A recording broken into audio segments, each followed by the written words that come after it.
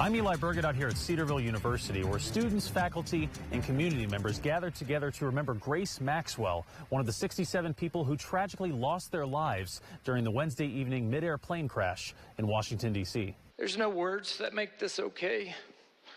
There's nothing that makes this easier. I can't say anything that takes away your hurt or your pain. And he said, you're praying people.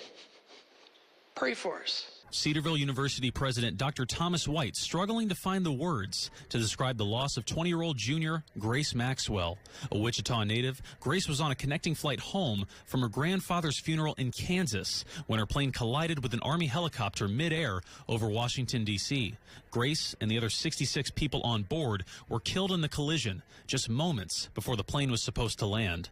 On Friday morning, Grace's hallmates and friends shared how they came together to grieve her loss. The night we found out about her passing, us and all our unit mates got together and sat in the unit until like 10 p.m. just talking about Grace and telling each other some of our favorite memories. During this difficult time, the Cedarville administration says they are offering counseling services to any student who may need it.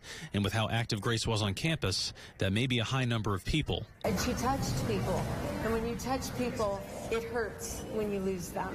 Dr. Janice Suppley, VP of Cedarville Communications, says that Grace was heavily involved with various engineering programs, the campus radio station, and a planned spring break mission trip to London, England.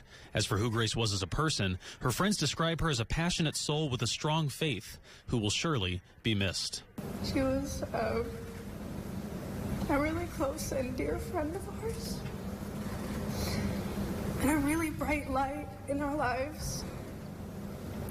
Already the unit feels so empty without her.